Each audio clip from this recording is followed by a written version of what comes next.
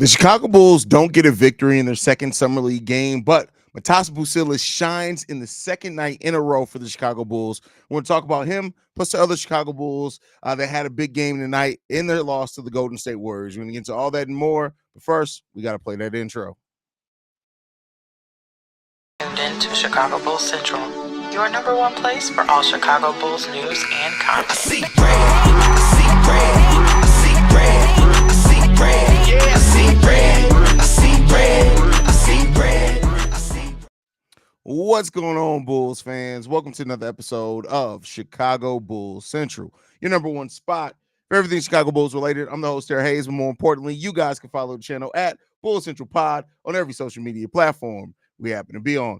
With that being said, let's go ahead and get into this game, y'all. Buzelis shines in this game for the Chicago Bulls, 28 points, flashing every bit of the well-rounded offensive game that he brings to the table.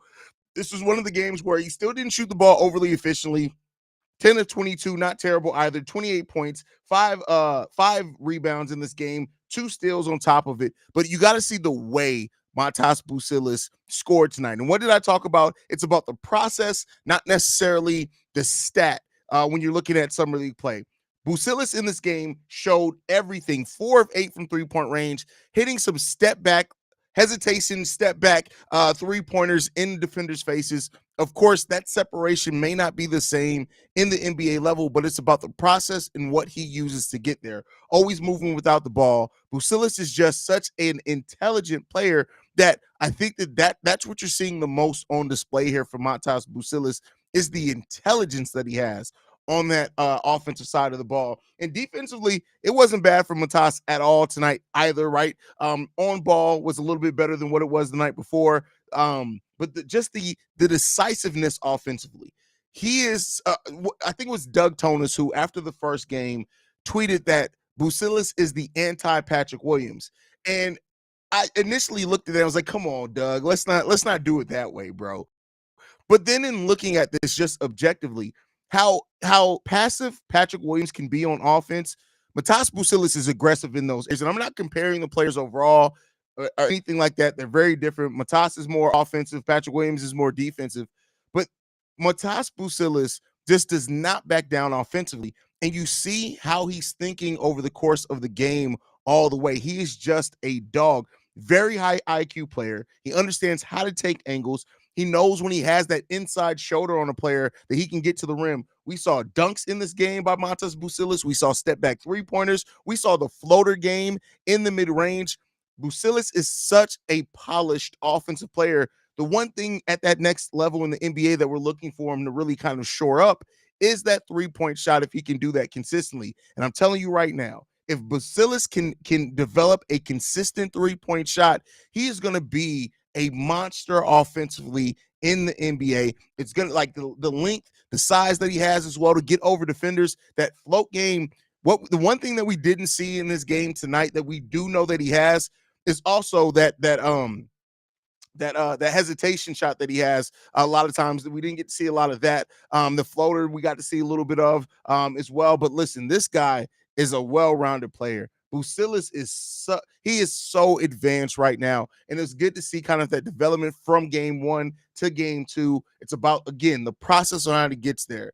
Matas does not shy away from anything as far as being a prioritization of that offensive side of the ball. So, you got to love that. The mid-range game is going to be there for him as well at the NBA level. But let's not focus just on Buzelis in this game. Adama Sanogo, who started this game, he came off the bench last game, didn't get double-digit rebounds in this game. But again, Sanogo continues to show how he uses his size, how he uses his strength as well in the middle. 8 rebounds, 16 points. He was tied for the highest plus-minus on the team. He also had 1 block, 2 steals. I'm telling y'all right now, Adama Sanogo is a monster, bro.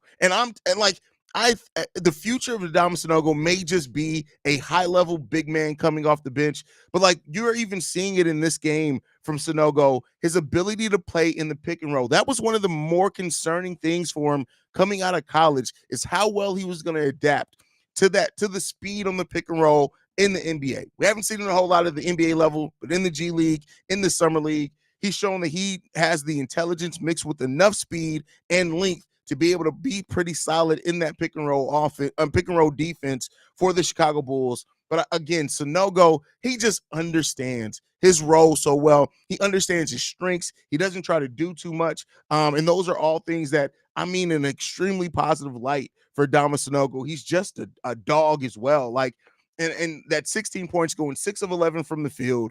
You just saw Sanogo, much like Buzelis, understands where and when to be on both sides of the ball, offensively and defensively. And he just understands how to operate in space. He understands when he has the advantage. He doesn't hesitate to take advantage of it.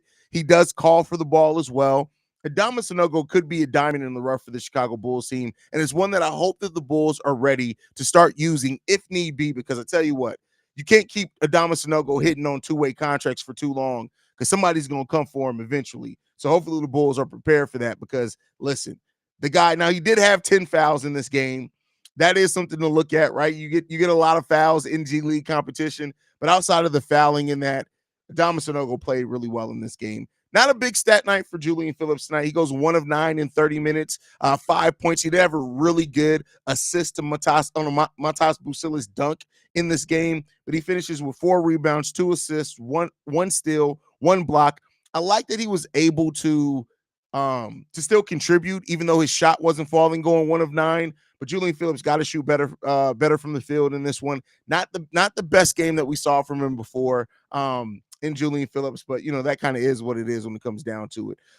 Much better game for Henry Drell tonight. 12 points for him. He was in that starting lineup going 4 of 9, 1 from 3 from three-point range. It's getting to the point where I think Henry Drell and Andrew Funk, for that matter, may not be on two-way contracts for the Chicago Bulls next season.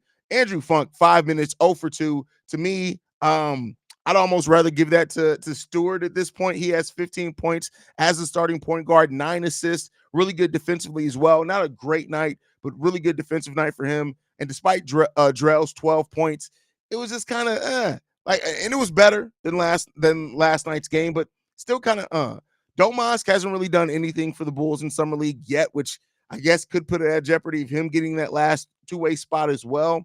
And Javonte Smart we really got nothing off our bench tonight. Despite, Knight, Domas, and Smart having double-digit minutes, we had a total of 6 points off the bench tonight for the Chicago Bulls in this Summer League game. So not really much to shine on there, but I do think Andrew Funk may have to get his funky ass on at some point if we're just being 100% honest there. So we'll see what happens in that one. But overall, like I said, things to pull away from this one.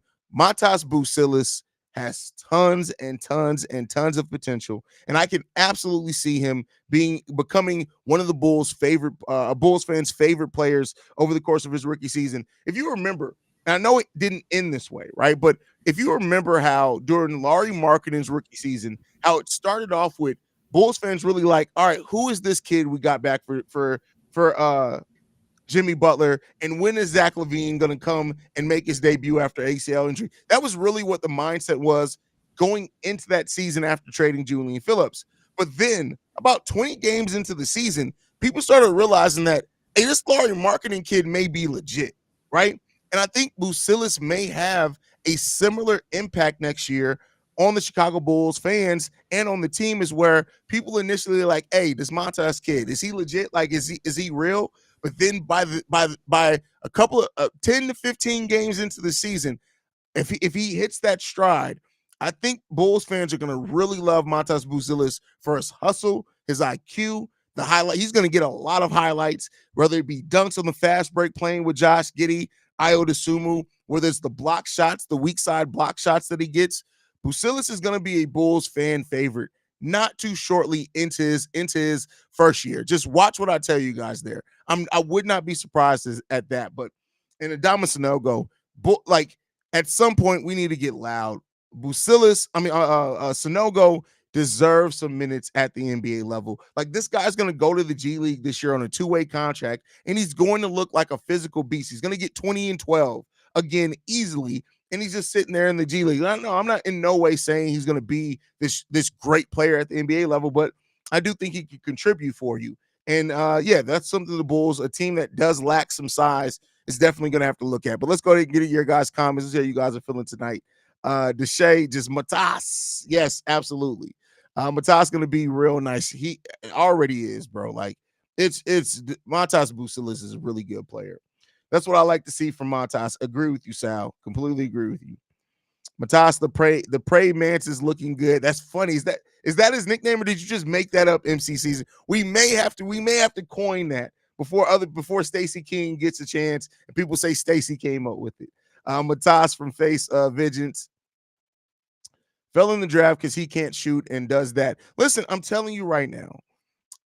The whole the purpose of the draft process is to overanalyze these players, right? So I want to be clear there. That is the whole entire process, point of the draft. You want to overanalyze every player, but then I think sometimes what you see in the NBA is that people overthink things, right?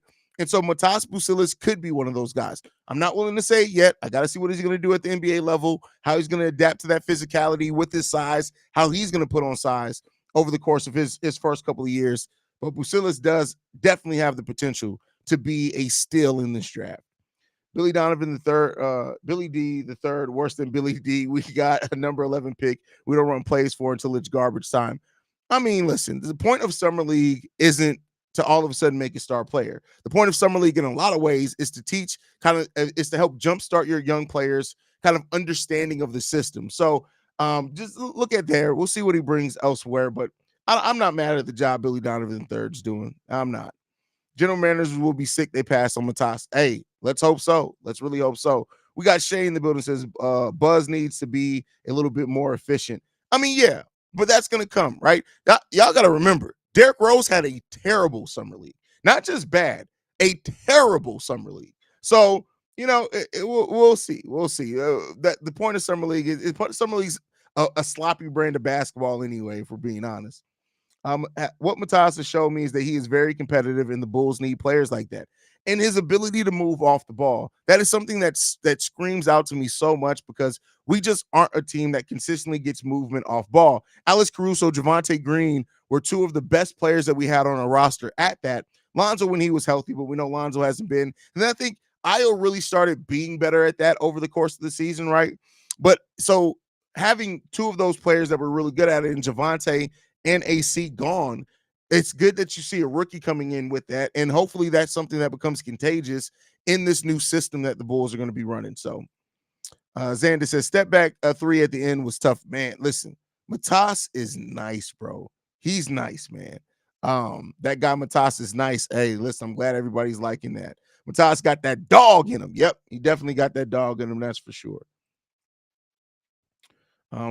I like the confidence from Matas after a bad play. He doesn't give up. If he puts in the work, he can go far. And listen, and that's one of the things that you're looking for in the draft, right? You're looking for players with the mentality that you believe that they're going to tap into all of their, as close to all of their potential as possible. Jimmy Butler had it, right? He had that right away. You knew when you saw Jimmy Butler on the court, even at times when Jimmy Butler's offense looked like trash his first 2 years in the league, but you knew that he had that dog. And you remember when Jimmy Butler, the first time where I really realized, like, hey, Jimmy Butler's going to be a player in this league, was when he was used to guard Carmelo Anthony. And this is when Carmelo was almost at the height of his powers. And Coach Tibbs trusted him to guard Carmelo Anthony at those times. I'm not saying Matas is that defensively at all, but I'm saying that Matas has a level of aggression and poise offensively that you just trust he's going to tap in to most of his potential offensively for sure. And he's no slouch defensively at all. He's going to struggle his first year defensively because of a physical standpoint. But from what I've seen so far from Matas, I'm not worried about him being one of those players that doesn't give effort on the defensive end. And I think that goes a long way, because most of the defense is effort. The physicality, adding on some weight over time, that could definitely be something that he does for his first couple of years. I know it's summer league, but if he can be consistent, we might have gotten a steal in Matas. I completely agree with you, Mick. So, no notes on that one. We got Nate in the building says Sanogo needs to be on the roster. A lot of Bulls fans are going to agree with you on that one. A lot of you are going to agree with you. Bro, Matas Buzelis has winner written all over him. You can tell he might have that clutch gene too. He damn near couldn't miss in the fourth quarter. If he missed at all, did it against 3 NBA players too. Hey, that's a fact as well. When you're looking at Trace Jackson Davis in this game, Podzinski's in this game, right? So Yeah. So we got to see if it's going to continue, man. But let's hope so. Let's hope so. Big Diesel says Matas has to work on leading a fast break, but everything else was solid. Well, he won't. That won't be his role here. Like Matas is joining a team that your ball handlers. You have three players that are going to handle the ball more in fast break than Matas Buzelis. That's going to be Josh Giddey, Kobe White, and Io DeSumo. And the reason why that's good is that they're all solid rebounding guards as well. Now, I will say this. Absolutely, you want, because Matas is going to get rebounds, you want him to be able to lead the fast break. So I'm not saying he doesn't need to work on it, but if that's something that's a little rough for him to start off his NBA career, we're kind of in a position to weather that pretty nicely, I think, personally. So RW says intelligence and hustle is a nice mix. No notes. Matas is a dog. He's effortless. I mean, no, that's the thing though. He's given tons of effort, and that's what you like about him a whole lot, man. Skokes in the building says, "Holy smokes, Matas!" Hey, man, yeah, really nice game from Matas, man. Henry Drell shoot too much. He had a major green light. Yeah, I mean, Henry Drell, bro. Like I said, I'm Henry Drell and Andrew Fuck. Get them both off. Honestly, I'd rather than have Andrew Funk right now. I'm sorry, than him too, than having Henry Drell. I would have rather the Bulls kept Raekwon Gray and given him an opportunity in this summer league to play. Could you imagine Raekwon Gray in a front court with Adama Sanogo? Yeah, they're both undersized, but come on, man. That's bully ball. That's what that is. Raekwon Gray at what, 6'8", 230 pounds? That's just bully basketball, man. I would love to have seen a little bit of that. Buzelis gives me bad shot taking vibes. What? Not to me, man. Not to me.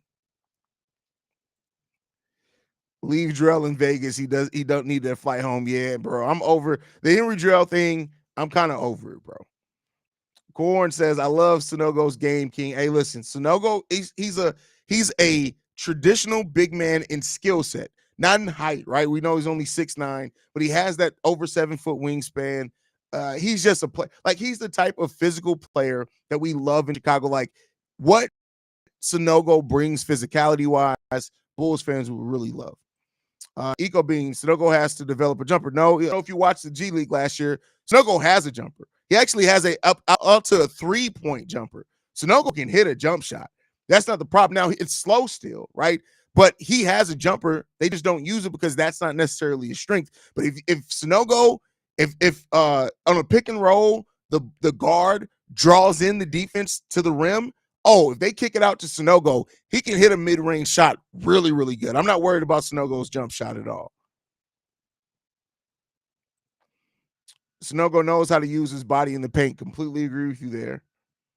Sanogo guards on the perimeter too. That's what I was saying earlier. Like, yeah, like that's when, to me, I knew that Sanogo, it's not a question on, hey, he needs some NBA. No, Sanogo needs NBA minutes right now.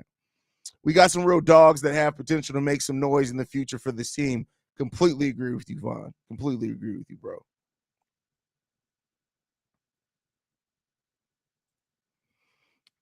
When watching Sanogo at the free throw line, his shot looks quicker. Yeah, I mean, at the free throw line, yeah, but that's a bit of a different situation.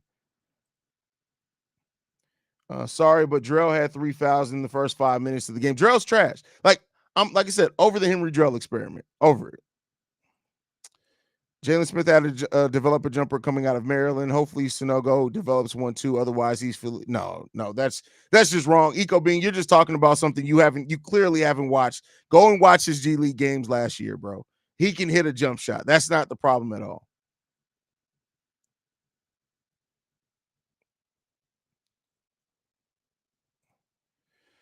If Kevin Knox can play in summer league, Dalen Terry needs his ass out there. Well, Kevin Knox is trying to make it back into the NBA. Also appreciate the love on Hoops Legion Pod. You look out. You really the guy you say you are, one of the realest. Hey, listen, I told everybody I am no different in real life on this show than I am in real life. Anybody who meets me will tell you to say I'm the same crazy motherfucker in real life that I am on these shows. Fact says I totally agree. Sanogo needs to be in the rotation. I mean, that's just what I think at this point, man.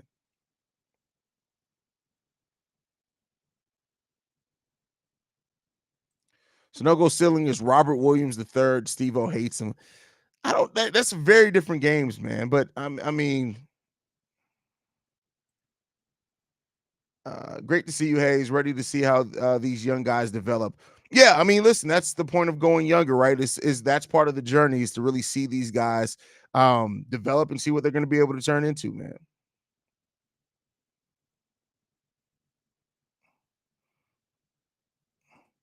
Matas should work with dribble too much to polish his handles. Well, I mean, Matas actually has some pretty good handles, but I mean, working with dribble too much can't hurt, right? Now, let's not act like dribble too much is all. So let's not forget Patrick Williams worked with dribble too much 2 summers, and he still needs to tighten up their handle a little bit. So it's not like it's the cheat code, right? That you can just send them to dribble too much, and all of a sudden that they're there.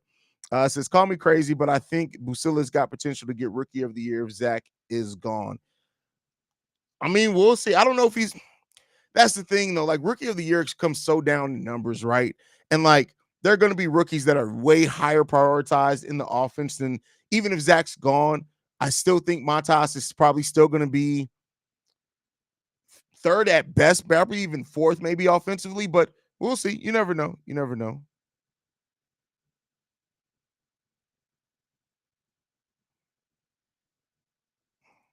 He's going to be. Yeah, he's definitely going to be a problem. Definitely going to be a problem.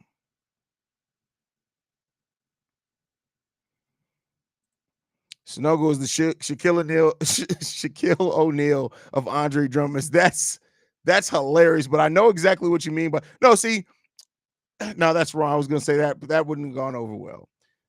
Yo, I have to show you. Did you see Zach Edey? You ready to pay up? No, yeah, it's summer league, bro. Like I said, I even said it in the positives here. I need to see him do it at the NBA level, bro. That's it. He's not going to be in a rookie of the year conversation though, which I believe was our bet, right? I can't even remember the bet. I have to go back and look on it. But all right, y'all, man. I appreciate you guys so much, man. You guys are amazing, bro. Thank you for support. I did not expect to have 500 something people in here at almost midnight Chicago time. But hey, everybody is really excited about Montas Buzelis, and he gave a lot of more reason for excitement tonight. Let's see how that's going to continue to develop and grow for him. But he's showing a lot of things, right? And nothing's going to be perfect. He's going to have some struggles his rookie year, regardless. But I love what Matas is really starting to show us right now. And we got to see if it's going to continue, man. But I love you guys. Thank you guys for tuning in. We'll be back tomorrow morning with the daily episode as we are every single day. Like I like to end every episode on, make sure you guys are following the show at Bull Central Pod. You can send us any feedback, questions, comments, concerns, bullcentralpod@gmail.com. Lastly, if you want to leave a text message and our voicemail for the mailbag, the number to do so, 773-270-2799. We are the number one spot for everything Chicago Bulls related. That's thanks to you guys. Now I like to end every episode on, man. Go Bulls. Love you guys. See you right if you can, y'all.